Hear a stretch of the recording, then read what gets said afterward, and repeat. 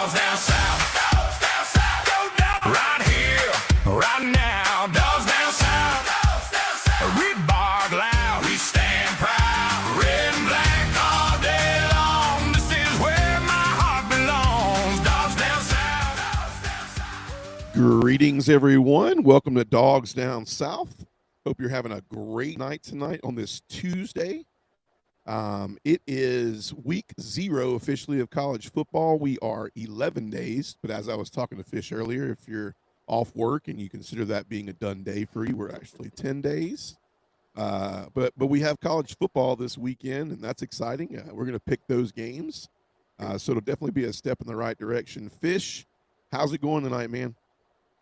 Good, man. Good. Other than the fact I got completely drenched earlier picking up groceries from the grocery store. As soon as we do the curbside pickup thing, I pull up, get out, load them up, hop back in and leave. It's really, really easy and convenient. But tonight, as soon as I pulled up and got out of the truck, man, the bottom fell out of the sky.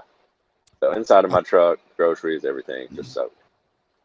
I thought curbside meant they brought it to your car. Well, they do, but I always get out just because I have a 3-door. I have a 4-door, but it pulls open, and it's just easier for me to stand there and get it from them and put it in. Plus, I'm picky about how it gets loaded, so. That makes sense. That makes total sense right there. I get it, man. Well, hey, man, we're week 0, and if I have any, I don't know about listeners is chiming in, man, it's been really fun the past 2 weeks. Getting to know a new community as far as TikTok Live. If you haven't done so, TikTok Dogs Down South, go and follow us.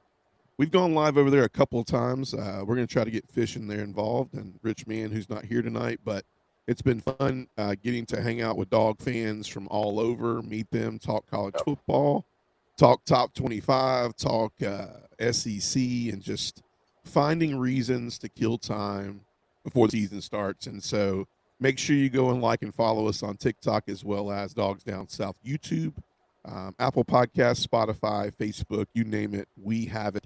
So make sure and go and follow us. Fish, let's hop right in tonight. We got a lot planned. We're coming off of scrimmage 2 from Athens. It was separation Saturday per se.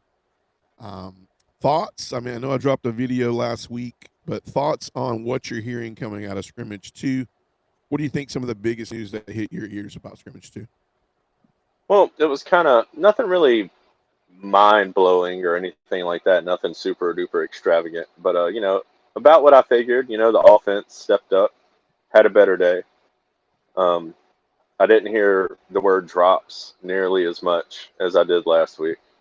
And listening to the guys on the radio and stuff that I listen to during the week when they talk about it, everything sounds pretty normal, pretty pretty vanilla. I mean, we still got the same dudes making the same strides, and the defense sounds really good. And I'm trying to hold back a little bit on how excited I am about the defense. I can't wait for them to play. I don't want to get over. I don't want to expect them to be, the 85 Bears, and then they come out and they give up a big play here and there and everything, and then there's just disappointment. And so I'm just trying to pump the brakes, But I look, hopefully we I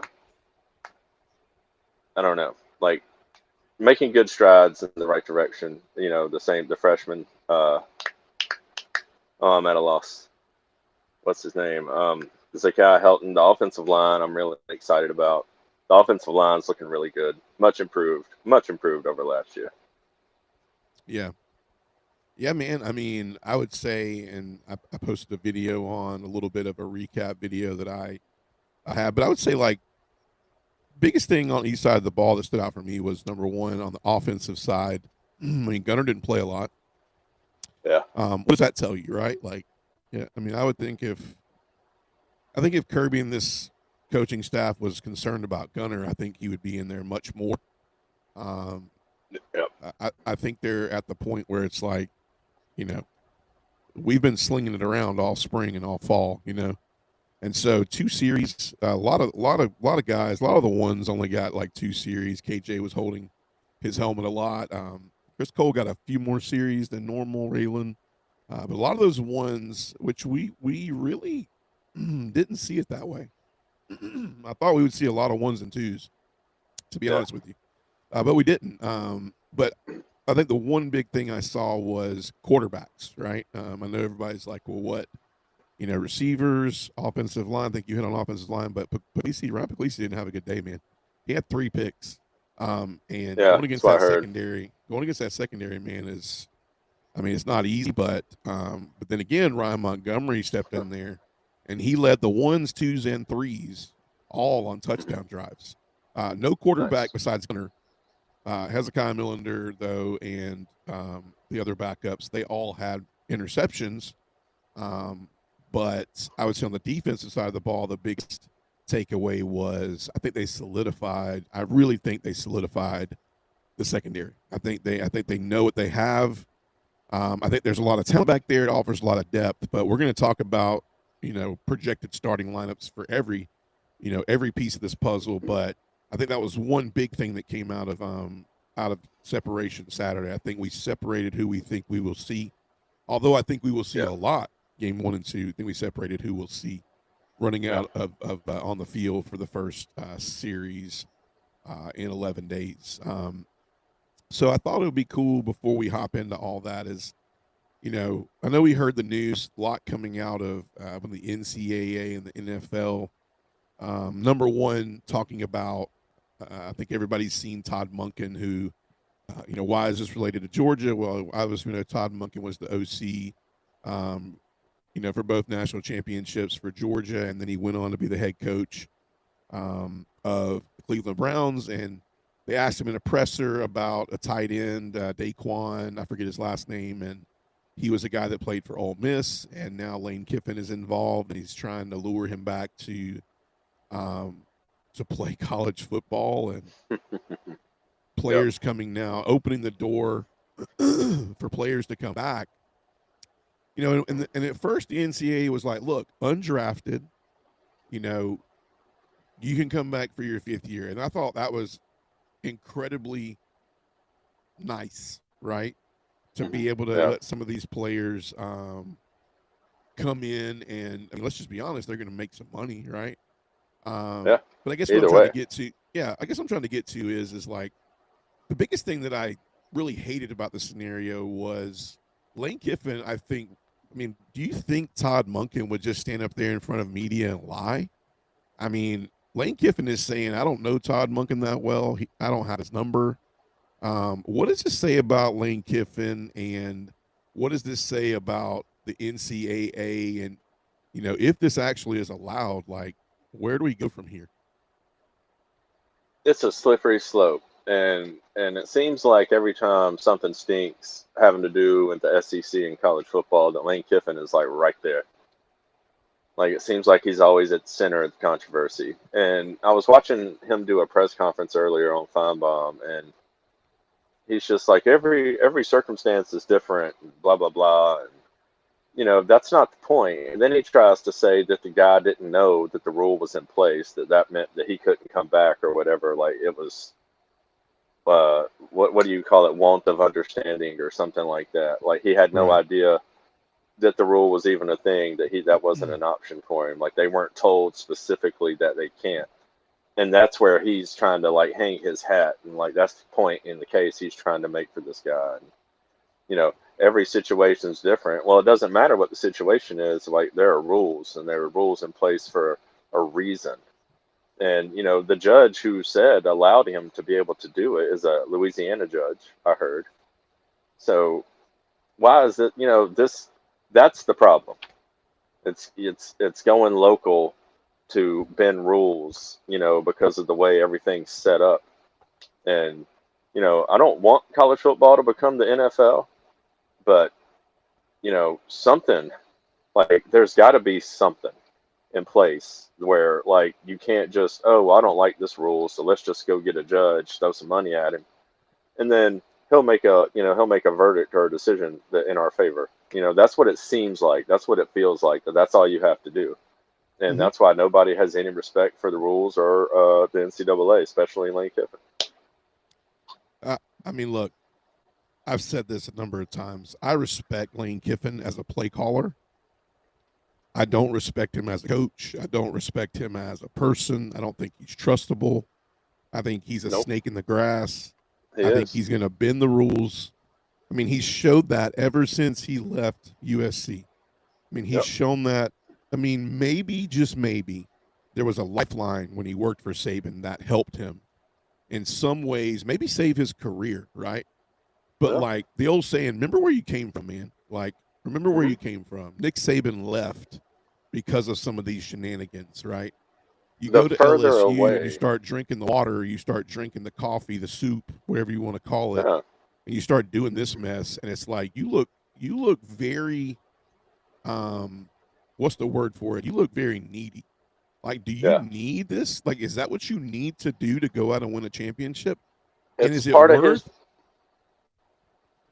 I'm sorry. It's Let- just part of his thing. That's what he does to garner attention from these recruits and everything. Because there's a lot of kids that want to go play for a rule bender or a bad boy or a bad guy, whatever. You know, the villain.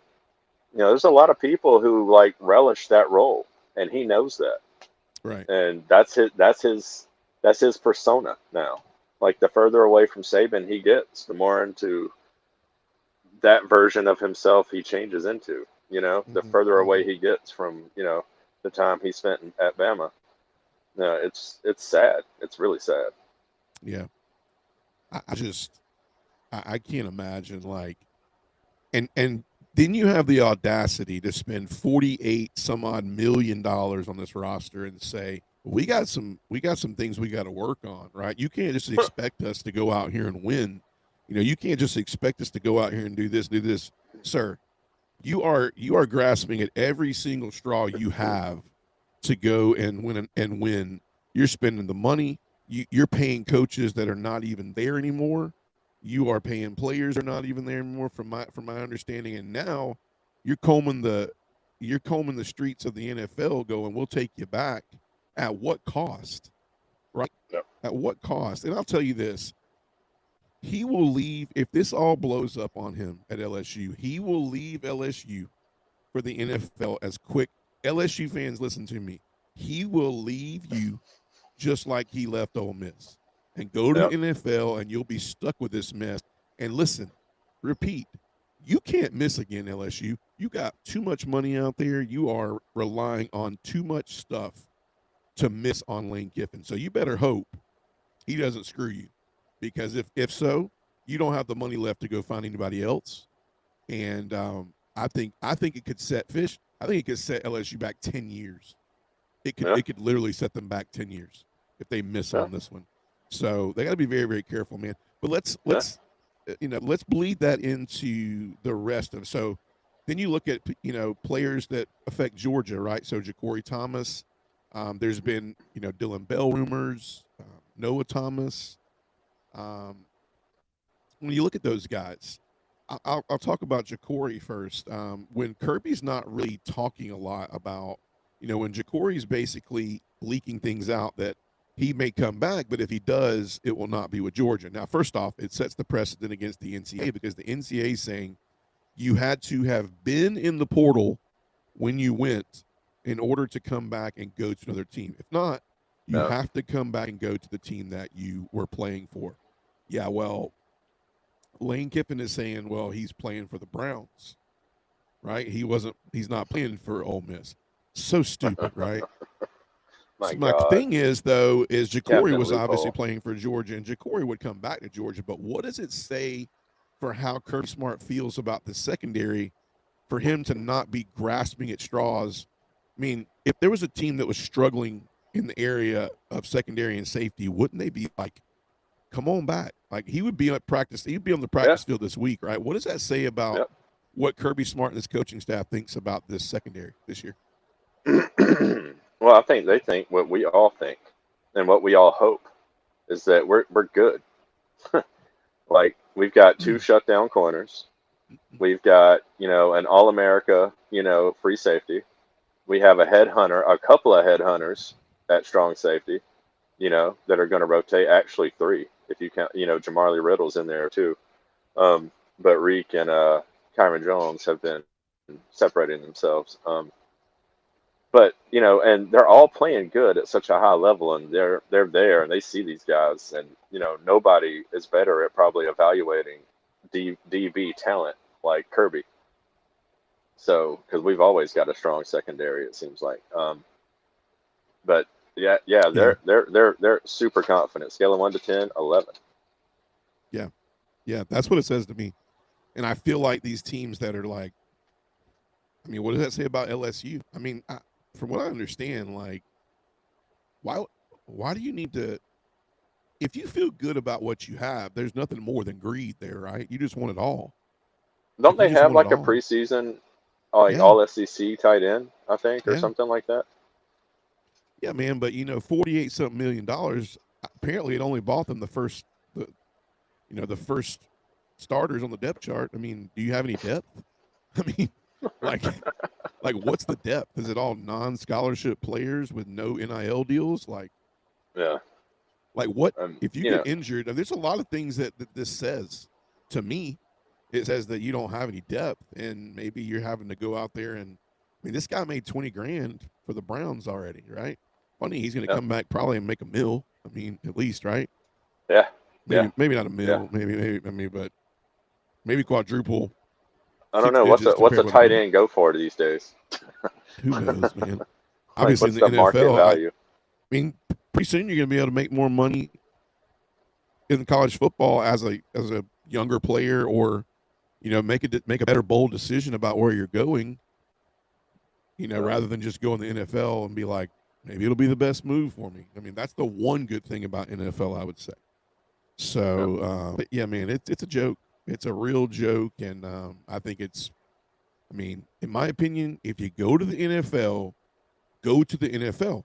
You're there. You signed a contract. You feel like your services are best fit to the NFL. You stuck your feet in that water. Mhm. Now, when you didn't get what you wanted, don't be a baby and stick. I mean, it's going to set a precedent for high school players. Can high school players just go back and Go to comb the high college and go schools back. and go back and be like, I'm not ready. Maybe I'll do 5 years Yeah. of high school. What? Like what? Oh, well, I didn't like my high school. I played at a single A high school that I want to experience Buford High School. They have great facilities. Maybe I'll go back I mean, Buford might take you, man, because like it just continues to open up avenues that just don't make sense. Like it just doesn't make sense, man. It's scary. It's a slippery slope, dude. Everything's changing, and everybody's trying to get away with something, and find the next loophole, and just to get at some sort of edge. And like this guy, what's this guy gonna do? Like, is this guy like the best tight end to ever play the game? Obviously not, because he can't get a job in the NFL. He's not gonna win them the championship. So like, Right. why? Like, I don't understand. Is he doing it just to say, a middle finger to the NCAA? Mhm. Is him trying to garner attention for himself? To be noticed. Don't Mhm. forget about me. I'm Lane Kiffin. Don't forget about me. I'm over here. Like, Yeah. I don't understand the motive. Yeah. Well, guess what? I think we're going to do what Kirby Smart's really good about doing, and we're going to worry about what we can worry about, control what we can control. Keep the main right? thing So, the main thing. yeah, the main thing. So I thought Fish, it would be cool to tonight focus on 3 things tonight. I want to focus on one. I want to share who we think will be running out with all the information that we've gathered. I want to see if we can try to nail down these starters, and what some of these listeners and our fans want to hear is, what are we going to see rolling out there first string, as they called it, back in the day. We don't have that anymore. Kirby does an and or an or. Well, we're going to try to call it as we see it. And Yeah. second thing is, I want to give the listeners 10 reasons why we think Georgia is a team that can win it all this year and go the distance. And then I want to pick these games for week 0, man. Get a little warm up per se for a busy week 1 in college football that will see a lot of really good games. And week 2 is separation Saturday with the Big Ten and with the SEC. A lot of Big Ten SEC games on week 2. So it will get off really, really quickly in these next 2 weeks. It's Maybe not already for Georgia. here, man. Yeah, maybe not for Georgia, but for a lot of a lot of other college teams. So let's hop right in, man. So let's obviously start with the low hanging fruit. We'll start on the offensive side of the ball. So on the offensive side of the ball, I think if we have this pecking order right, I think we're going to see obviously Gunnar Stockton as QB1. The biggest thing we probably want to look at is and Kirby is, if you didn't check his presser today, I caught a little bit of it before I got on, but I didn't get it all. He mentioned, even though Ryan Puglisi has been rumored, I've even rumored it, that he is the backup guy. Even with a bad day, he's claiming there's still a battle going on there, where they are having a scrimmage 3 this Saturday. So they're not backing down from continuing the grind of what, camp and prep looks like for the beginning of the year. But I think we still see it as Puglisi at QB2, Ryan Montgomery at QB3. Gunnar Stockton is obviously the guy. You got Cole Turgeon that's not listed down there, Hezekiah Millender. As we get into quarterbacks, I want to sidebar really quick. Did you hear the news that that Jared Curtis is not going to be the starter for Vanderbilt? Oh my God. They did 10 minutes of it on Feinbaum. It's such a big deal. Is this not poetic? This is not poetic, right? He goes to Vanderbilt to play early. Playing time, and obviously money is very important to him. He goes to Vanderbilt to play early, and here we are. What's your thoughts on that, man? They're just the grass isn't always greener, and it's kind of like it fits him, like it's his just dessert or whatever, the saying is. It's just funny how he, wanted playing time, wanted to play early, just thought that much of himself that he was just gonna, walk over there and, be the day one, number one. And I think it's hilarious that, the other guy's starting. What's his name? Blaze something?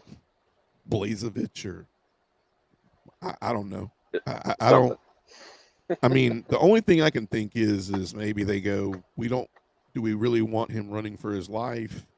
Do we want him to, but doesn't that defeat if I'm Jared Curtis, you knew that, like, if I'm looking at the coaching staff, I'm going, did you guys not think I was going to be running for my life this year when you said I was going to be able to play early? Because you knew what line you had coming back. You knew you were losing a lot of the line. You knew you were losing a lot of the productivity at the wide receiver and at the running back position. And you knew the defense you knew this team in general was going to take a step back. So, like, what's the big deal now, right? Exactly. For me, I would feel, and I don't mean to stir it up, if I'm Jared Curtis, I feel totally misled. Totally misled. Yeah. I mean, I'm looking at going, and maybe money was the big enough issue for him. I have no idea. If we're clipping this, I would tell you that Jared Curtis should feel like the biggest idiot right now. And I'm going to say it like that, because if you want to make decisions and you want to start putting it out there like you're grown, and controlling your destiny, and you can't claim, well, I'm a kid and I didn't know now. No. You knew what you were stepping into. The money was big. You thought you were going to start, and you wanted your name out there first. Honestly, I think, and I'm just being maybe partial, I think you come and you have a chance to learn a little more and get a little reps and get more and don't get me, I like Clark Lee, but you're not going to get a more organized practice, intense, upbeat reps, Georgia focus on reps, than you are at Georgia, right? Yeah. Well, he's not worried about development. He was just worried. He thought he was good enough to go out there and start day one.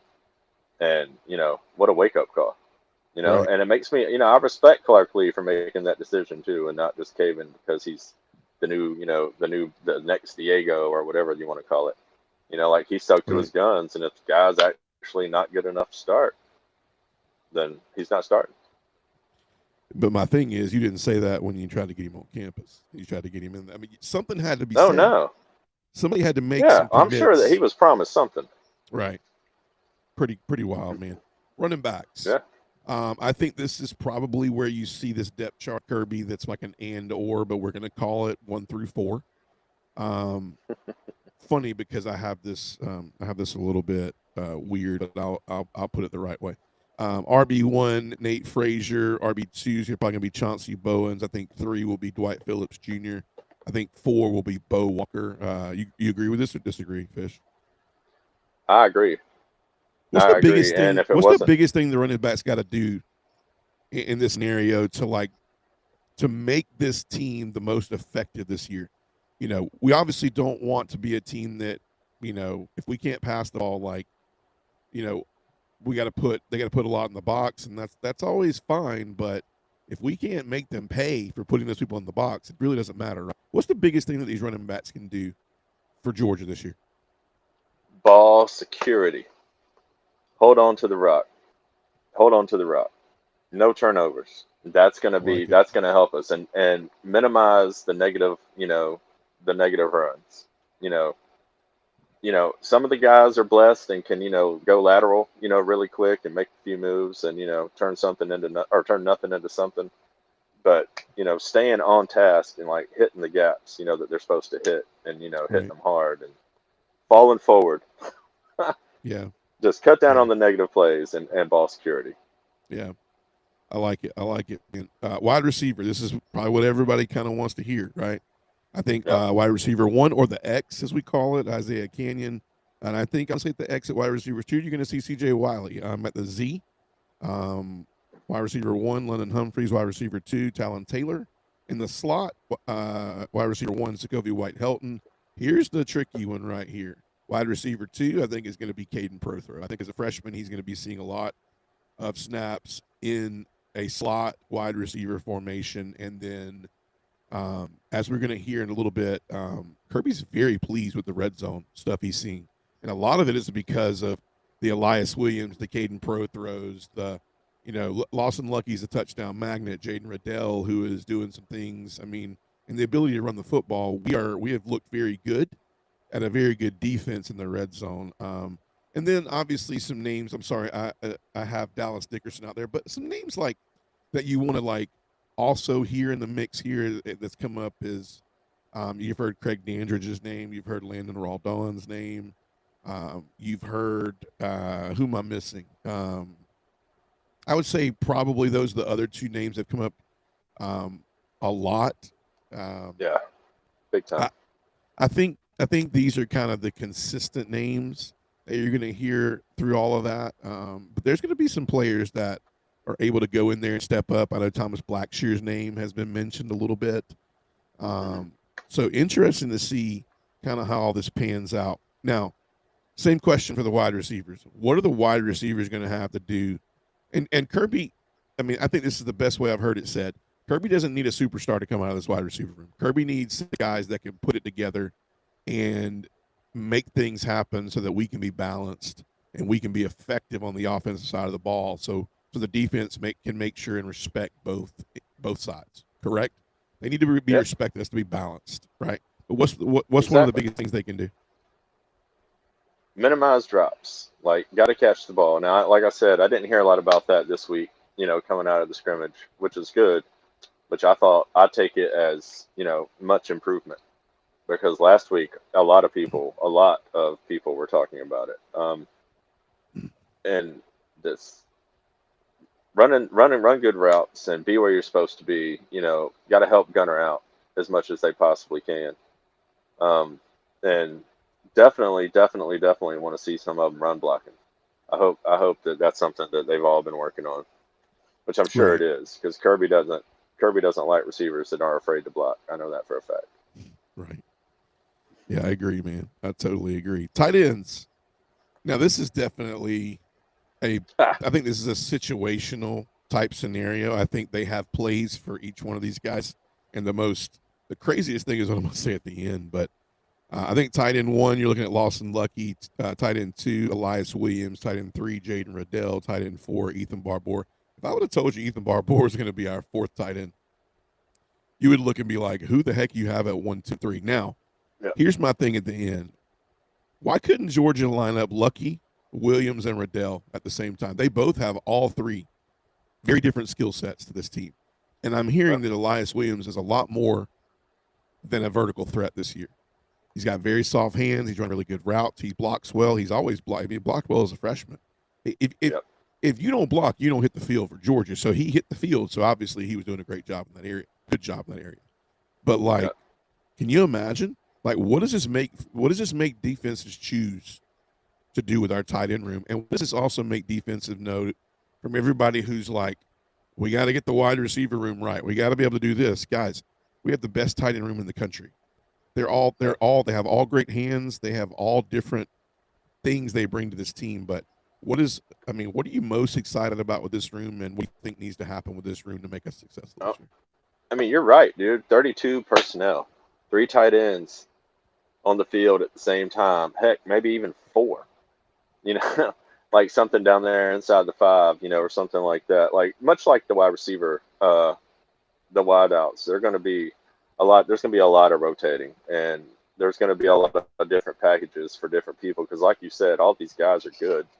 They could all start. They could all be number 1, but they all have different skill sets, you know, and they all are good at certain things. Like Ethan Barbour is probably one of the best blocking tight ends I've ever seen. I wouldn't want this man to hit me.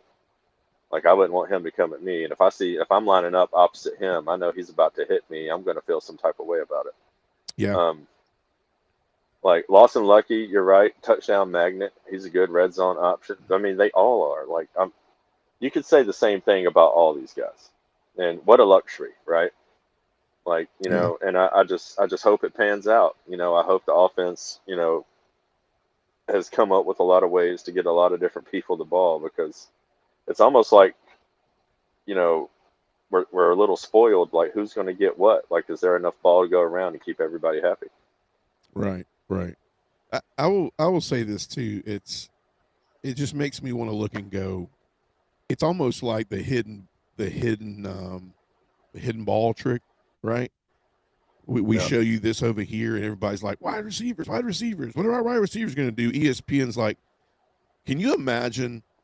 I mean, I'm kind of calling it right now. Can you imagine when game day comes to Athens for Georgia, Oklahoma, or game day comes to Tuscaloosa, because Georgia and Alabama are both undefeated at that time, and you know it's Georgia, Alabama, but can you imagine the segment that they're doing where Saban and Herb Street are all standing there with their pointers and everything, and they're like, Georgia, you know, we talked about the wide receiver room, but man, look at tight end U right here. Why do they need this when they have this? And look at this guy, because he has this. Can you see this whole special going on about Georgia? We talked about in the beginning of the year how their wide receivers had to do this, but look at what they did and totally got everybody's mind fixated over here. And really what they did is they didn't show you what they were going to do with it over here. I just think this tight end room is extremely talented. It could literally be the identity of this offense this year. It could be. Running backs and tight ends could be identity. And that's not a bad thing, because I think we can go back and look and go, what was the main thing on offense besides, I mean, when you look at these 3 things, what were the main things that got us national championships with Stetson Bennett, that running back room, and Brock Bowers? Brock Bowers was, everybody now go, a tight end, right? Our running game. And what did Stetson Bennett give us? He gave us the ability to throw the ball downfield, and he gave us the ability to use his legs. I feel like we have all 3 of these things again this year. Don't say I didn't call it here, but I think this is kind of the same type venture right here, right? Let's move to the offensive line quick. This is everybody wants to kind of know offensive line. We'll go 1 deep, and then we'll go backups possibly. But I do think this offensive line that runs out there will be from left to right. I think left tackle Ernest Green. I think he's in the best playing shape he's been since he's been at Georgia. Dontrell Glover. Left guard, center will be Drew Bobo. Right guard is going to be the talented freshman Zakai Helton. Right tackle Juan Gaston. I think the backups, and I think these guys will play a lot. I mean, we like to roll too. So all these guys have done a really good job in camp, and all these guys started games last year. That's the craziest part. Besides Cortez Smith, and Agboko, but again, Agboko, another strong freshman tackle that's doing really well. That I'm hearing it saying it's gonna be hard to keep Agboko off the field. Daniel Calhoun, Cortez Smith has, I think, won the backup center job, which is, I know we like Malachi, but I think Cortez Smith's done a pretty good job, and he might have won that backup center role. Jaw Jackson and Michael Unai. Another fascinating group, right? Another really good group. Biggest wild card, I mean, Zakai Helton, right? I mean, man, you've heard so much about this kid. He has such an incredible story. When you talk about Georgia and you talk about what's going on in NIL, and you talk about what we talked about earlier with Lane Kiffin and Georgia is just going into places and pulling 3 stars, right? And you're hearing these guys like Zakai Helton, a freshman. They're giving some of these guys he's giving some of these guys a really hard time as a freshman. Yeah. He's a wild card, man. I'm gonna go out there and tell you, there's people saying he's better than Glover was as a freshman, and we all thought, man, Glover comes in and can play as a freshman. That's a But bold people are statement. saying way more talented than Glover, right? What do you think about the line? I think it's one of the best we've had in a very long time. Um, uh, not a lot of holes. I don't see many weaknesses at all, and other than just maybe because he's a freshman. If you're just grasping at straws, trying to find something to talk about. Um, Not saying they're perfect, and the season. It's a long season. It's a lot of games. There's a lot of football to Right. be played, especially when we make the playoffs. Um, stay healthy, dude. We're It's scary. The offensive line could be really scary. They're going to impose their will on some boys a lot, like late in games, and that's going to be the reason we win some games. Yeah, I agree, man. I totally agree. Let's flip over real quick to the defensive side of the ball, man. I'm so excited to talk about the defense. Defensive line. We haven't talked much about the defensive line at all this summer, and it's not because it's not nothing to talk about. It's just honestly, I feel like they've been the steadiest, right? I think we said the Yep. same thing we've always said. If they can stay healthy, our defensive line can play and line up against anybody and be effective, right? Yep. I think so. Defensive end, obviously, in this 3-4 offense that Schumann puts out there, you got Gabe Harris. It's probably going to roll with Joseph Jonah Ajanye. You're going to see at the tackle position probably Elijah Griffin, a little bit of Josh Horton there.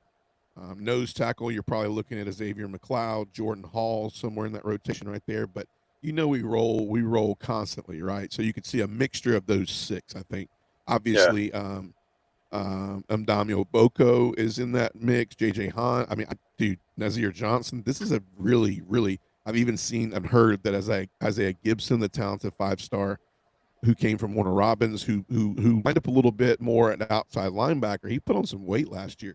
Yep. He was seen in practices running with Gabe Harris and the ends, so you could see him down there. But this could be an absolutely nasty defensive front, right? Yep. Elijah Griffin, though, is the name circling. And Fish, I want to piggyback on a comment from last week. You said I got to see what Elijah Griffin is going to do. I got to see if he's real, right? Can he cause the same Jalen Carter, Jordan Davis type problems in the middle of that line? Reiterate what you said last week and talk to the viewers about what you think is going to make this line elite. Just ability to disrupt, and Elijah Griffin is one of those guys who can cause a lot of havoc. Like when you're throwing names out there like Jalen Carter and Jordan Davis. I mean, that was a historic defensive line, and Devontae Wyatt. Everybody forgets about him. Cannot forget Devontae Wyatt. He went to the NFL and has made a big name for himself. But they were all part of that defensive line, and that's kind of what it feels like this year. Again, like we've seen it, we know what it looks like, and the guys we have lining up, and especially if we get that kind of if Elijah Griffin even sniffs Jalen Carter, and his ability to get through the line and shrug blocks and get to the quarterback or stop the run, then he's gonna be a late maybe first round pick in the draft. Yeah. Like that's the kind of season and the impact he could have this year. Let me ask you this. I'm going to give you, this is more because I think I want the viewers. I want to know what the viewers think, and I want to know what you think. Do you think that at the end of this year, right? And I look back at some of our most dominant lines, right? And I heard those names. Do you think with the names that I just called, I mean, there's just a lot of there's been promise there from some of those names. There's been injury that happened and kind of took that promise away. But when you look at Gabe Harris, when you look at Ajanye, who's now had time to get bigger and grow, learn more of the install, Yep. Elijah Griffith, Josh Horton, Xavier McLeod gives you that mature presence, right? We said Jordan Hall. And you look at the youngsters coming in, right? I'm even hearing the Valdine Song, man, the 5-star we got just this year is causing some really, like she is going, look, don't forget me, right? Who we knew would come in. I mean, the kid's from, I think he's from like Sweden or Germany. Don't quote me on this. Definitely, but he only played football for 2 years, man. Yeah. And I heard he has a great attitude. He's a big, strong kid. He just has a lot of twitch about him. If we could guarantee you this could be the best defensive line in Georgia's last 10 years, would you guarantee the viewers a national championship this year? Yeah. With the linebackers in the secondary. You're not scoring on our defense. If that quarterback doesn't have time to sit back there and think about what he's about to do and find the open guy, because it's hard to cover man-to-man, which is what we play famously. Right. Then the quarterback's going to find he's going to sit back there, and if he has time to find the guys, then yeah. But I think if this D line even sniffs the 21 defensive line, that's shit. That's a natty, because the defense is going to be unbelievable. Yeah. Historically good defense is what we could possibly be looking at. Like, the secondary is so good they need a nickname. Like, that's how good they are right now with the hype. And I just think they're going to take it personal this year. I think this team has seen the years we've rolled out there and some of these teams that we've played, and it's like you're supposed to beat these teams. You're not supposed to allow touchdowns and second string and third string. Like, how personal they're going to take these games against Tennessee State and Western Kentucky. Like, I can see this team going, got goose eggs. We allow goose eggs. And if we allow something besides that, we've lost the day. Would you agree? Mm-hmm. Yeah. I mean, this is going to be one of those years where, like, a touchdown by, like, Western Kentucky late in the fourth or something like that is going to be a huge disappointment. And it's going to be peeling the paint off the walls in the locker room after the game or at halftime. Yeah. If we start allowing stupid plays, to these teams that we should be dominating. And that's what it feels like. That's what it feels like this year. Like, this is going to be one of those defensive, not to take anything away from the offense. And I feel like the defense is having such a good camp and had such a good spring that they're taking away from the offense. And I think that's fine. I think the offense needs to fly under the radar. I think anything they do is going to surprise everybody. I think if they come out and, we have some explosive plays and we're able to throw the ball downfield, and Gunner, just lets it rip sometimes instead of trying to sit back there and think about what he's about to do, then we'll shock some people and we'll confuse some defenses, hopefully. Right.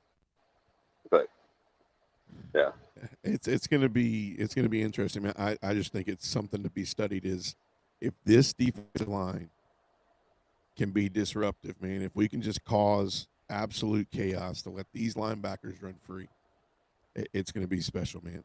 Let's move on there for time's sake. So as we look at our linebackers in this particular type of defense that Schumann runs, obviously for our listeners, if you know or don't know, they run more of a jack / edge or a Mac and a money type scenario. So when you look at the jack, you're looking at Quintavious Johnson, I think. Chase Linton, though, has pushed hard. He's had a really great camp. There's some things about Chase Linton that you just can't coach. He's twitchy. He's not really a big kid. He's able to get to the quarterback, which has impressed his coaching staff and created some snaps for him that nobody would have thought that he would have seen. And then obviously we talked about Isaiah Gibson. This is where Georgia needs somebody to emerge, consistent difference maker right here. If Georgia, can't be good against the run, they need to make quarterbacks uncomfortable, right? I mean, I don't think that's going to be the problem, but you never know what could arise. We talked about it earlier. There's also ways that no matter what install you have, you can't get too overly confident because, if we pin our ears back every time, there's ways. If it's smart coordinators, there's ways to hone in on each defense, right? You pin your ears back too much. I mean, people may joke the screen game, but Mike Bobo is notorious for going, hey, you want to overcommit? That's fine. And he will make you pay. And it's no different. I mean, fans may not like it. Fans may not like it, but if it's 30 yards on paper, doesn't matter if I threw it 30 yards or I gave it to you in 5 and you ran for 25. Doesn't matter, Oh, right? it's low hanging fruit. It's easy to make fun of 15 screens a game. But just Right? think about it, man. Like if Gunner's got a quicker release and get that ball out of there a little bit faster, it's just going to be all the more better. And we've got a couple of guys over there in the slot this year that are going to have some really big shoes to fill, but they're looking like they're going to be just as explosive as Branch was. I want to go out there and make I know we're on defense, but here's a profound suggestion, right? For all the Dog fans out there that are like, we can't win a national championship with Mike Bobo, and we can't do this. And I'm going to step in here and say it. I've been critical of Mike Bobo in the past.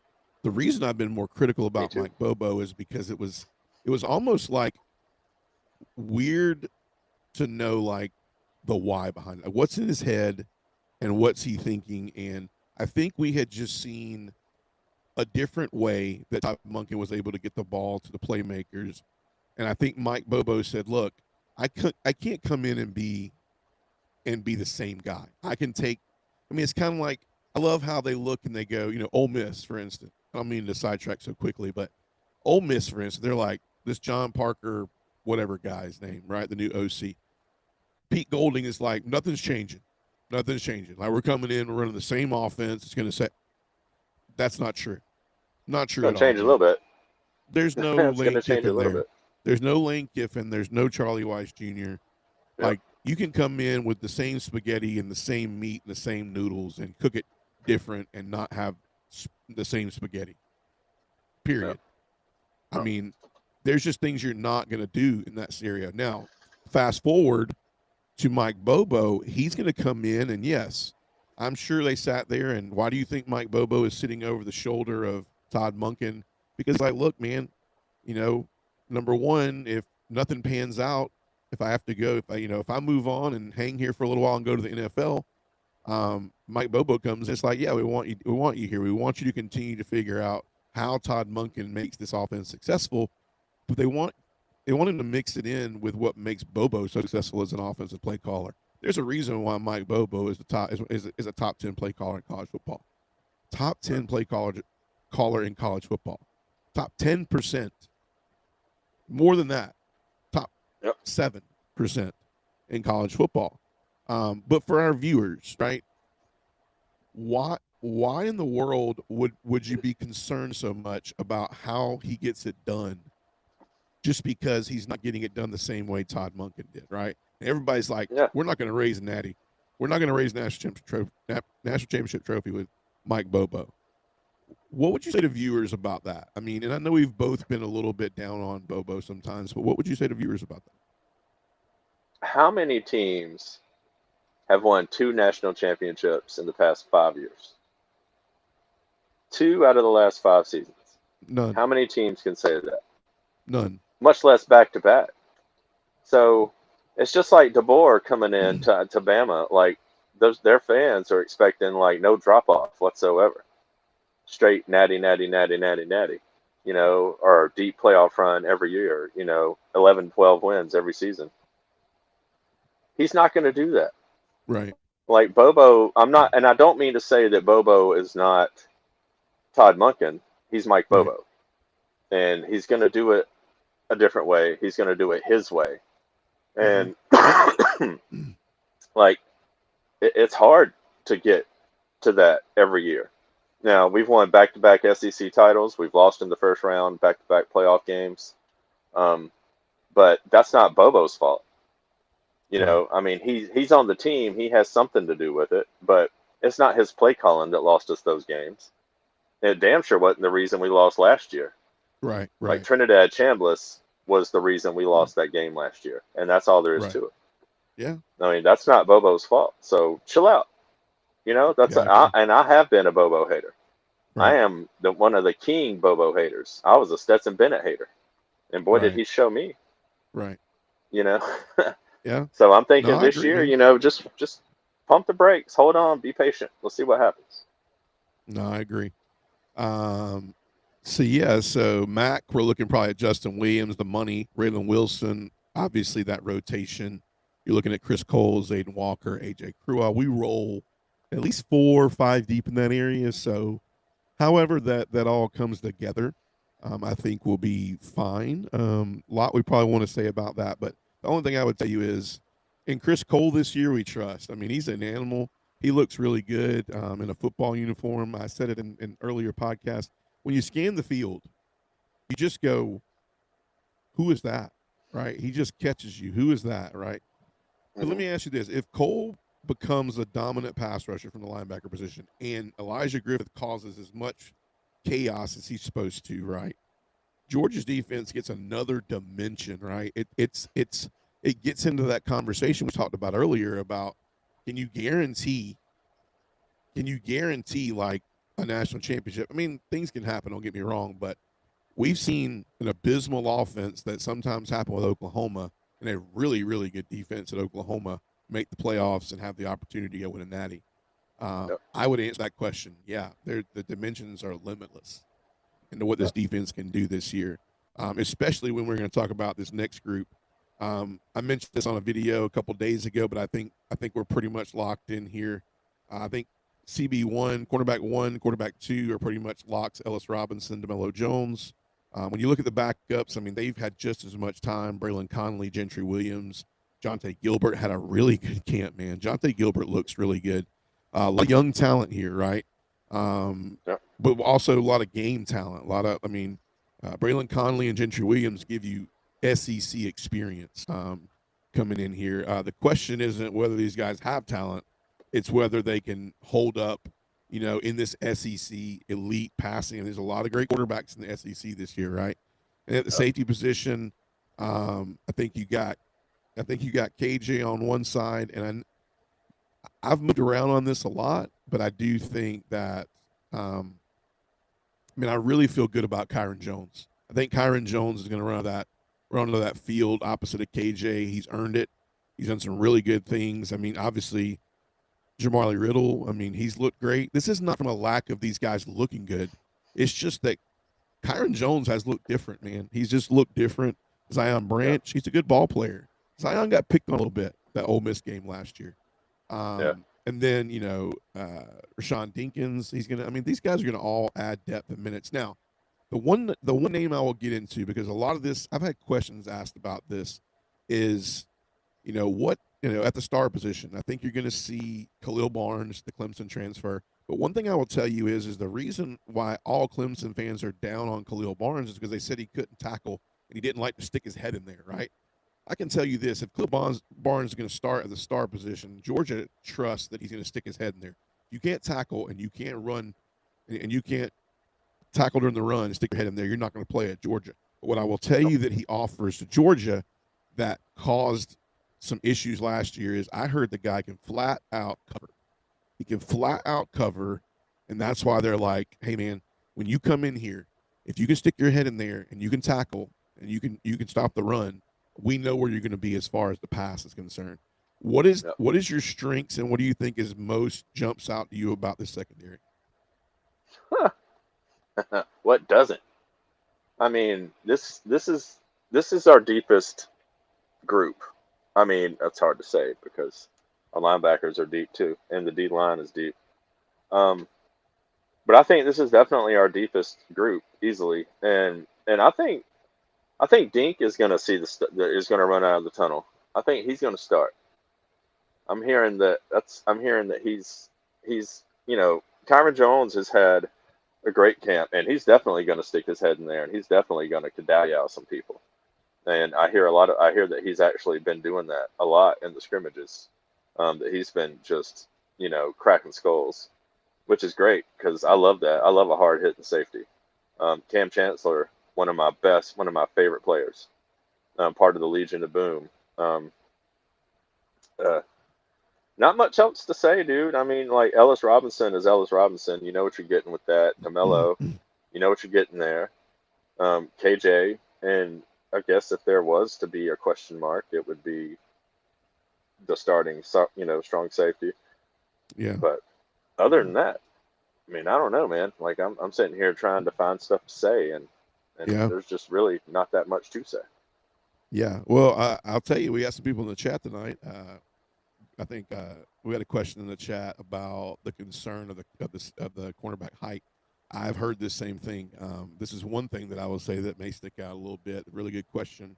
We have a secondary that pretty much when you look at height, you're looking at 6'1", 6'2" max. I mean, some of the taller players like Zion. I know Justice Fitzpatrick is around 6'1", Conley 6'1". I mean, you get into some of this height. We average at 6 foot to 6'2" height. So when you look at red zone, you look at playing against some of these bigger receivers that range in between from 6'3", 6'4", 6'5". Yes, this is. I mean, there's concern about that, but I would say that there's concern to every team about that because when you get into 6'3", 6'4", and 6'5", those are like Calvin Johnson type numbers, right? And so that's why they create extreme mismatches. I mean, like I would tell you right now, Georgia coming into South Carolina, Nick Harbor is a. I mean, he's a transformer, man. Like he can run, he's got good height, but that's just where I think you look at the experience of Herbie coaching those secondary DBs and the technique and leverage, man-to-man defense. You look at a lot of those taller receivers sometimes, and I just feel like they're soft, right? Not every one of them, but I think when you look at Georgia, if you play aggressive and you get good leverage and you get good position and you're as aggressive as we are, I mean, yeah, it's going to have to be 50-50 for height to come in. So that's a really good question. What do you think about that, Fish? I mean, do you worry about height when I just mentioned some of those numbers? It's a really good question that was in the chat. I mean, I think Ellis is coming off a SEC leading, in interceptions last year. So, I mean, being able to cover and be in the right spot when you don't have the physical attributes, that maybe against the guy that's lined up across from you, then it comes down to being in the right position at the right time and, timing your jump, and, we're talking a few inches too. I mean, there's no, 6'8", 6'9" wide receivers, I mean, there are probably some big tight ends like that, but I don't, Yes. I mean, it's a thing. I'm not saying it's not, I'm not trying to downplay it at all. But I'm not as worried about it as maybe I should be, but no, I don't think it's that big of an issue. Yeah. And I'll give you two takes. And as you talked about that, are there, and Greg, you took the words out of my mouth. Greg's in the chat over here asking a few questions. Very athletic. I agree. My take would tell you this. Georgia doesn't have a small secondary. It just has a secondary without a lot of elite length. I think that's what we kind of can concern it with. I think for me, it's like a 6 out of 10 concern. I think what you have is KJ Bolden. You look at Zion Branch. You look at some of our safeties, and they just have elite athleticism, right? They just make things happen. But I will tell you, if the Georgia pass rush can improve from 20 sacks, right? 20 sacks. If we can improve that, right, I think if we can cause more havoc, we can cause more pressure, I think it gives these quarterbacks less of an opportunity to hunt down these tall receivers, right? Make it interesting. I know me, if I don't have as much time, I can't find what 6'5" on 6'2" looks like. I'm just trying to figure out where the hell is there an open receiver at? I don't care if he's 6 foot or 6'5", right? Yeah. So I think that's the biggest thing is the athleticism with the combination of if we can get better pass rush this year and get way more sacks than 20, which is a terrible number for as good of our defense has been and as good as our coaches and as good as the talent that we've had on defense, 20 sacks is just not acceptable in my opinion. Most of those came at the end of the season too. Agreed. Totally agreed. All right. We're going to pick these games. Before we do that, we're going to do a flash round. I'm going to say we're going to give 60 seconds each. That means we get 30 seconds each on a comment per reason. Okay. So I have 10 reasons Georgia has a good season. Okay. So let's hash through them. We're winding down this show tonight. We're going to pick these 5 or 6 games that I'm going to be honest with you. These might be all coin flips with these games, but we're just happy that we have football this weekend. But 10 reasons Georgia has a good season. I'll give you number 1, take 30 seconds on each. We'll kind of do it as like a flash round. Fish, what do you think? That sounds good. Gunnar Stockton takes reason number 1. Gunnar Stockton takes the next step, in my opinion. 30 seconds, go. Let it rip. Throw the ball. Stop thinking. Just throw it. if Gunnar Stockton becomes consistently efficient, Georgia's ceiling gets much higher. Efficient. Not just one, hey, this is what I'm doing, this is what I'm thinking. This ball's just going, I'm looking for this or to run the ball. If he can get confident enough to just have a smorgasbord of what can I do and where can I go, this ceiling gets really high for Georgia. Reason number 2, the tight ends become the identity. 30 seconds, Fish, go. Deepest tight end room in the SEC, bar none. An embarrassment of riches. Line these boys up and just let them do what they do. The red zone, run blocking, pass pro, even just, my God. Yeah. My answer is Georgia could create matchup nightmares. This is reason number 2. Matchup nightmares for other teams. It could become their identity because of that. Really quick, Greg has a question. Zayden Walker, do you think he will see playing time other than third down? Yes. I think Georgia's notorious for trying to roll 4.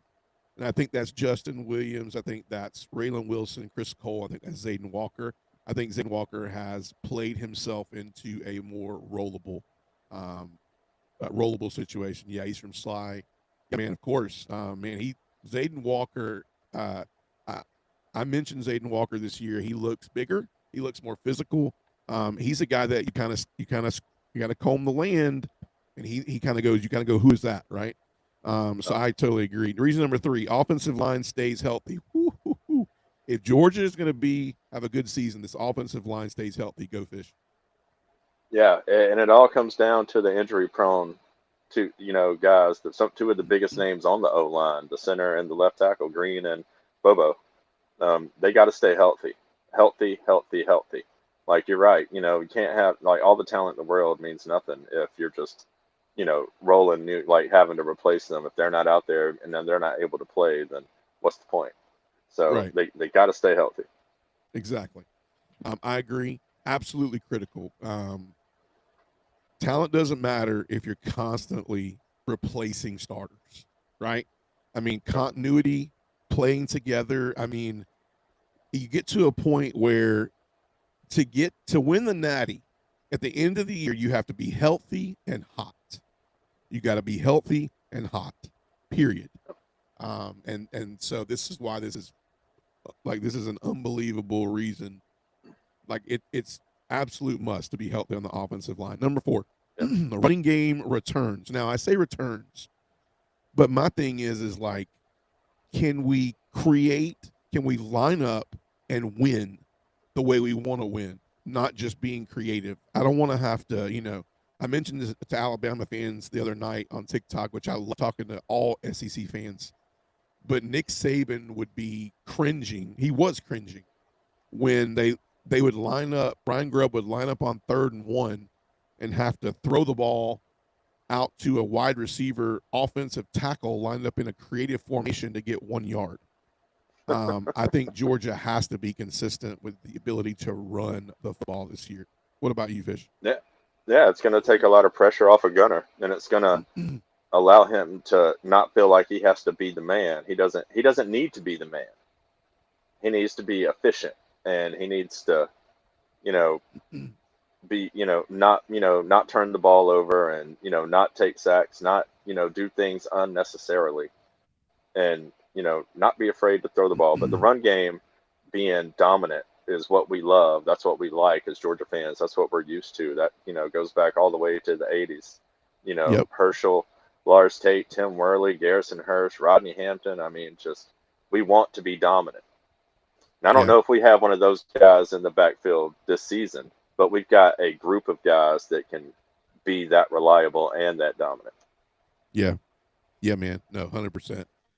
Greg is going to rush for 1,000 pass for over 2. That's a hot take, man. I would tell you, if runner has to run for 1,000 and throw for 2,000, I think Gunnar could surpass his touchdown in the red zone. Like, I mean, as far as like touchdowns, like throwing or running like he did last year, I think he could maximize that number, and that's scary because You look back at what he had last year. I think he had over 28 touchdowns. That's crazy. I think he has a chance that he can have 40 this year, and that's nuts. Right? Elijah Griffin reason number 5. Elijah Griffin becomes a star. Here's my reason. If Griffin turns into an all SEC caliber defensive tackle, Georgia's defense gets significantly better. We've talked about this. That's why they have a good season. Elijah Griffin becomes a star. What about you, Fish? He'll have a lot to do with it. That'll have a lot to do with it, and I'm not trying to say it rests solely on him or on his shoulders by any means. But just think about it, dude. Like we were discussing earlier, like if he gets anywhere near, to be as dominant as Jalen Carter was and Jordan Davis, then I mean, look out. I mean, that's scary to think about. It really is, and it makes me feel sorry for opposing quarterbacks. I agree. Totally agree. Reason number 6, Georgia's successful this year if this happens. Georgia fixes the pass rush. This is music to our ears, right? Georgia has to generate pressure without consistently blitzing. I'll repeat. Georgia has to generate pressure without consistently having to blitz. Yeah. What about you, Fish? Yeah. I mean, that's gonna help us out so much. Like if we can just get back there and get pressure, and I want to see it this year. Remember when Jalen Carter had Jaden Daniels lifted up and was holding his finger up, like, "Hey, I got him. He's down. Like here he is." Like just imagine Elijah Griffin doing that to Arch Manning or John Mateer, and how awesome that would look. Yeah. Crazy, man. I mean, it's just all it is to it, man. You got to fix the pass rush. You got to be able to get there. I just remembered last year and the year before, and much better last year. But we just had to – there was so many exotic things that Schumann had to do to get pressure. Man, if we could just get that naturally, that would be crazy. Greg asked I don't know if you see this question, Fish, but what's your thoughts on Gunner? Can you expand on what you got? Like, what do you think about Gunner this year?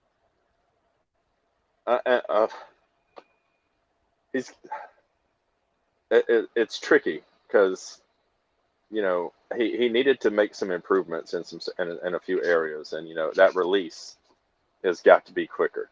I think we've got one of the best quarterbacks in the SEC, and I think he's gone out there and he's proved it that's who he is and that's what he's capable of being. Has to be confident in himself. He needs to believe in himself and stop, second guessing or hesitating. Go out there, let it rip, do your thing. We'll be okay. We don't need him to go out there and be, an all SEC quarterback, which I believe he will be anyway. Just needs to relax and just do his thing. It's good. It's a good take. Reason number 7. The secondary grows up, right? Ellis Robinson, DeMello Jones, KJ Bolden. That's a lot of young talent. If they mature and become, and I think they already have, I really think they already have during camp. If this gets mature quickly, Georgia becomes extremely difficult to throw on. And then you add in Khalil Barnes, who I've heard is a cover guru. I mean, how many Georgia fans were sick and freaking tired of watching receivers just run all around the freaking field on third down? And Trinidad Chandler's just running. I mean, let's just be honest. We're going to play man, and you're going to have to cover. And we're going to have to – so it all has to come together. But I think this is huge. Secondary's got to grow up. Secondary's got to be better this year. A lot of good quarterbacks this year. We don't see all of them, maybe in an SEC championship type format. But I do think that the secondary has to be very stout this year and has the chance to be. But what about you, Fish? 30 seconds. Yeah, no fly zone. That's going to be the theme this year for the secondary. That's going to be. I'm going to buy a T-shirt at the bookstore when we go see Georgia Auburn, and it's going to say no fly zone. I'm not worried. I'm not stressing the secondary. I think we're good. I think we're going to have one of the better secondaries that we've had in a long, long time. Yeah. Maybe even ever. Ooh, ever. You heard it here first. Reason number 9, schedule gives Georgia – I'm sorry, reason number 8.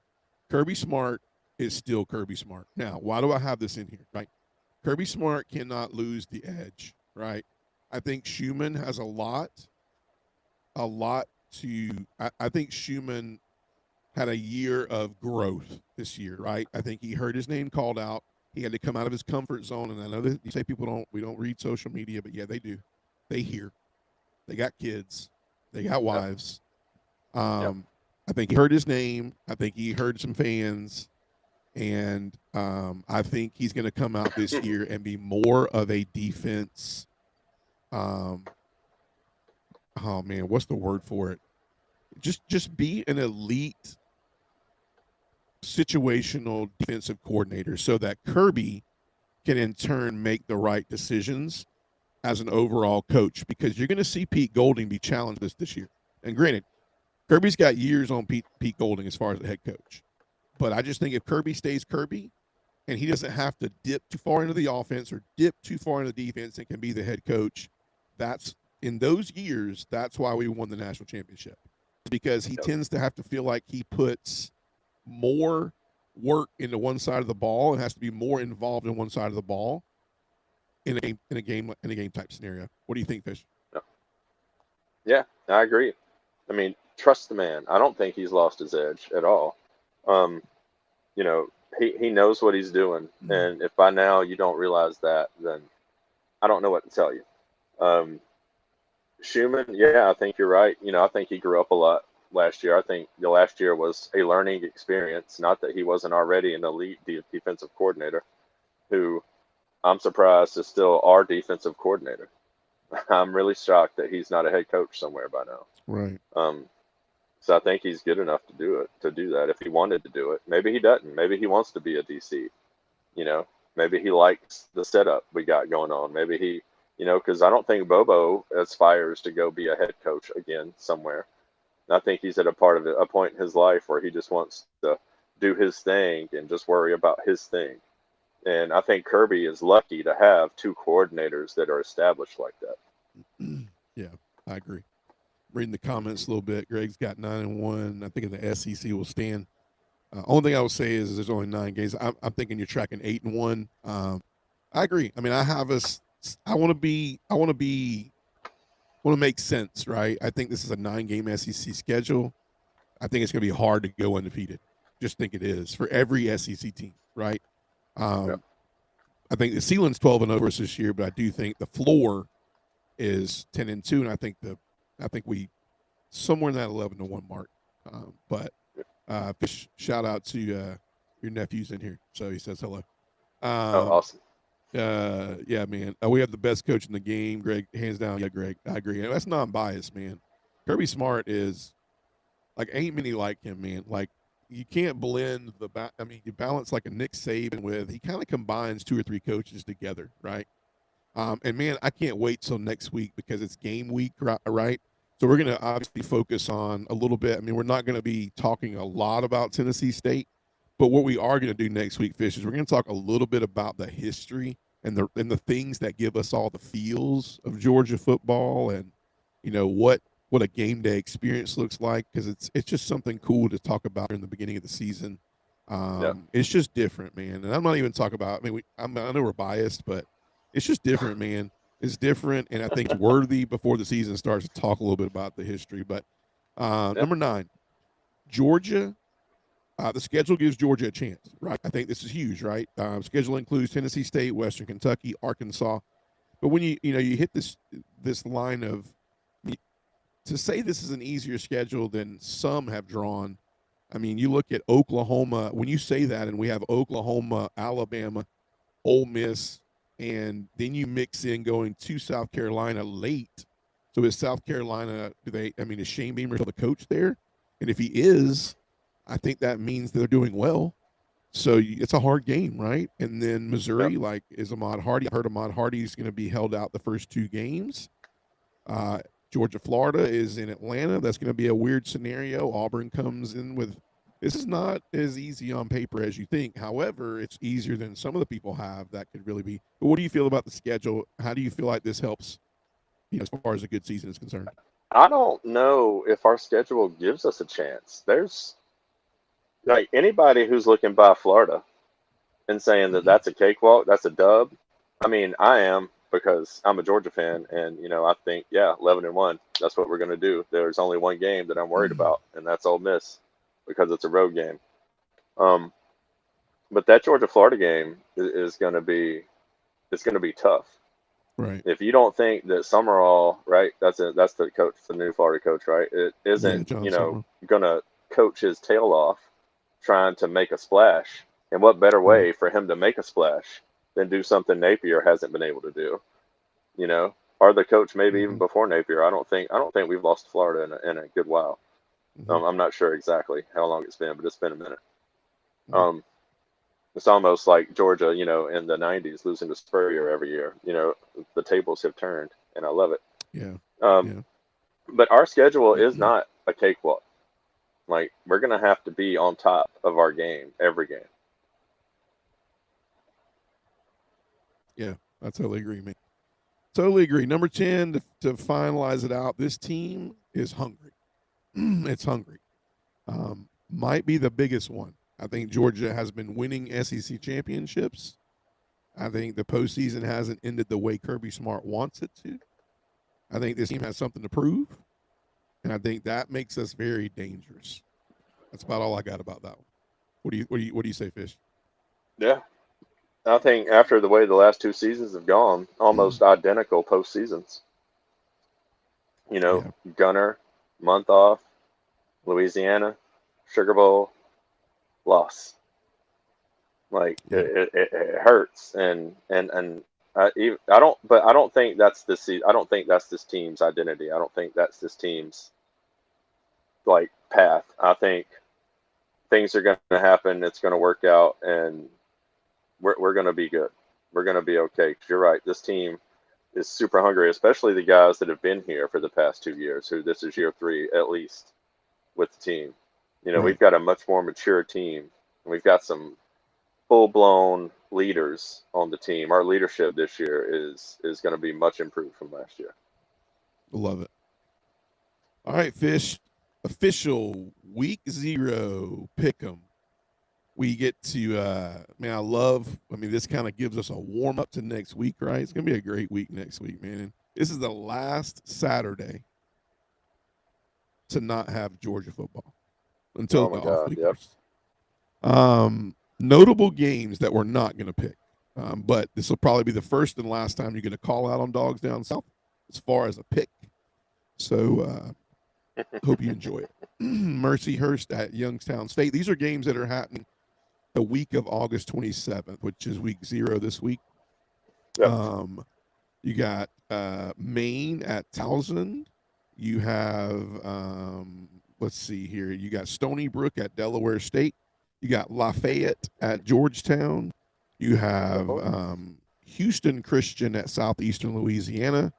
You have Eastern Illinois at Murray State. You have Chattanooga at West Georgia, Charleston Southern at Lindenwood, Southern Illinois at West Florida, Gardner Webb at Austin Peay, Central Arkansas at UT Martin, and then LIU at North Dakota. So then you got Idaho Friday at Cal Poly. Now, the first game we'll pick, though, Fish, out of the 5 or 6 that we will do, will be Memphis at UNLV. This could be one of the best games of week 0. Obviously, UNLV, you got Dan Mullen. You got the what's the kid that did not do very well but played for Auburn last year? Starting quarterback. Oh my God, what was his name? Probably got robbed on the goal line versus Georgia. Anyways, so Memphis, who obviously has Charles Huff, the new coach there, who's a lot of promise out of Memphis, could be a really good game, man. Like I said, remember, viewers, this is going to be one for the ages, picking week 0. But who do you got, Fish, in this game? And give me a score. Give me UNLV by 2 touchdowns. UNLV, yeah. I like UNLV too, man. I like the Dan Mullen been there. I think it's time for him to make a statement. I think he's had some opportunity to get some players that he can fit the system in. You got Huff. You got opening week. It's his first game. He guys go on the road. He's changing time zones. Yeah, I think UNLV gets it done. What'd you call that? 2 touchdowns? Yeah, 2 touchdowns. Yeah, give it to me close, man. Give me like 4. Give me like a 24-20 game or something like that. I don't know. There you go. It works. It works. Hawaii at Stanford. Cardinals at home. These are 2 teams. Obviously, they're not looking to make a big splash this year. Hawaii travels kind of close for them to that California coast over there to play Stanford. Who you got, Fish? I like watching Hawaii play week 0. Their home and home with Vanderbilt was actually really entertaining. So I'm going to stick with the Fighting Rainbows. Fighting Rainbows. Give Stanford. You ever seen that show, Whose Line Is It Anyway, where they don't count the points and they don't care who wins? Yeah. This is, by 1,000 points, Stanford. Who cares, right? Sacramento State at Eastern Michigan. This is another one, man. It's like, what do you do, man? Week 0, right? I looked into this game a little bit, and the one thing that stood out to me is that I saw that these teams are very evenly matched. But the one thing that stands out a little bit more is obviously Eastern Michigan has a little bit better of a pipeline to choose from. But for me, I'll pick this game first. I'm going to call upset. I'm going to call Sacramento State. I'm going to call weirdest game of week 0, safety. Safety when they're trying just to down the ball to go into overtime. Safety. I don't know, man. Just call it something Wild Boy style. Give me Sacramento State upset. Who you got, Fish? I'm going to just, because you said Sacramento State, I'm going Eastern Michigan by 21. I love it. All right. 3 more games. These are a little bit more real to us, right? NC State heads down to Virginia. NC State NC State likes their chances this year in the ACC. You got the quarterback that's really proven. I have bad notes on my picks tonight, so I'm sorry in advance. But Virginia, Okay. obviously, this is third year under Elliott, maybe 3rd year, yeah. So this looks to be. This is at Virginia. This is early in the year. Who do you got in this one, Fish? Virginia, I watched them play a couple times last year, and I think if they're built on the success they had last year, then I think they're going to be okay this year. NC State is kind of right there too, like the same level of the conference, like right in the middle, somewhere, maybe middle bottom. I'm going with the Cavaliers. I like it, man. Give me NC State. I like the quarterback at NC State. I like what NC State has in the ACC. This is the reason why we pick SEC and the biggest games out there. San Jose State at USC. USC, jumped out of the block this year, top 15 team. Everybody's like, this is Lincoln Riley's year. He's still playing in the Big Ten, though, and the Big Ten still has the Big 3.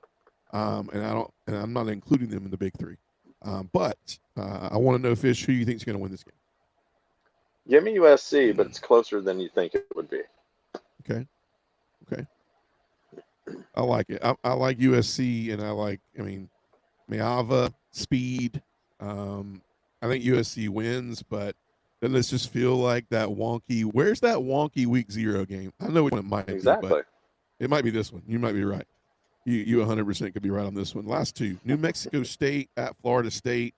For me, no overthinking this one, because I will tell you that if Florida State doesn't win this, I'm very concerned. I'm very concerned if this game's close for Florida State this year. So give me Florida State. I'm not going to really overthink this one. Who you got, Fish? Why not? It would be so much fun to overthink this game because Mike Norvell is garbage. He's not a good coach. And the fact that he even has a job right now is amazing to me. Give me Florida State just because. Just because. Give me Florida State because, if anything, that's going to be the one. There's going to be some weirdness, man. It could be right there. The big game of week 0, the big one. Dublin, Ireland. This will be where game day is at for week 0. You got North Carolina, the Fighting Tar Heels, the mighty Tar Heels, with the coaching staff that's considerably diminishing as we speak, versus TCU. I think this will be obviously the best game of week 0. It's going to be probably the closest game. I really can't tell you. I mean, this week 0 is like a week 0 and week 1 are kind of you start kind of seeing like a product of what's going to be on the field. But Fish, who do you got for this game kicking off in Dublin, Ireland? Honestly, this is one of those games where I'm just so excited for meaningful, competitive football. And it's usually a big game. The Georgia Tech game last year was pretty fun to watch. I can't remember who they played, but it was a pretty entertaining game. Joe Testator and Jesse Palmer are usually the ones who call the game, which I think that's a really good duo. I like them. So I don't really care who wins, but I'm going to pick TCU because I think Belichick and his whole world right now is just one colossal joke. And he needs to just walk off. He needs to get away and just ride off into the sunset and be the greatest NFL coach to ever do it. But that's just another reason, man. College and pros are so different. And in college, you've got to be able to relate to these players better. I mean, they're not professionals. They are professionals, but they're at a different point in their life. The maturity level is different. And the NFL has always been a business, and now college football is in that direction. Yes, I get that. But Belichick bit off way more than he could chew. I don't know what he was doing with this. I mean, I'll be honest with you. I don't know what he was doing. I don't know what his take was. Maybe he just missed it. I mean, oh man, I struggle saying this, but like, don't you have that like 30-year-old wife or something like that who she talked him into it, dude? She you had think? to have had something to do well, with I don't think she had to him have something to do with it. Why would he want him back? She didn't want him at home. She didn't want him at home, bro. I'm gonna marry you, but I don't ever want to see you. I know if you stay in the game, I don't have to see you. You're gonna be recruiting, and I can That's right. Isn't that another podcast? As the world turns. Yep. I got TCU, man. I think, and I'm gonna be honest with you, I agree with you. If TCU wins this really, really badly, if it's just bad, I don't know, man. North Carolina's already making plans. I mean, they're making plans. They got to be right. They're like, whoa. They better be. Yeah. This is definitely Belichick's last year, barring he makes a deep playoff run somehow. Yeah. But we all know that's not going to happen. Yeah, I agree. Yeah, give me TCU. I agree. If it was a score, like this does not, for Belichick's sake, it's got to be close. Okay. For viewers' sake, I hope it's close. But I don't think as many points as I was thinking initially. I think, Dublin, they've always, every year there's a little bit of weather stuff concerns there. They've had rain, they've had stuff going on. So I think it comes down to who can run the ball, who can play defense, and I think TCU is gonna win the day on those areas. Yeah. So give me 27-21, a couple field goals in there for TCU maybe. That's a good pick. 27-21 TCU, I think sounds about right. I don't think there's gonna be a lot of points scored.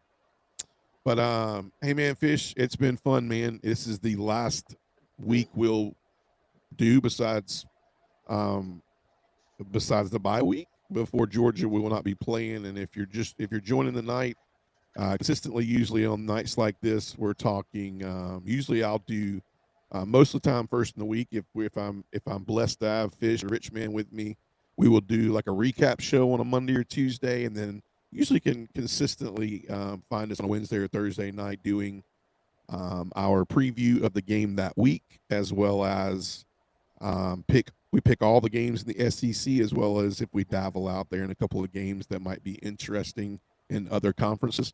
So that's what you kind of can expect going forward from here. But Fish, any last thoughts tonight before we head into we get to experience week 0 this week, and then next week it is officially, man, I can't tell you how many weeks I've been counting down to say this, but officially game week for here on the Dogs Down South podcast.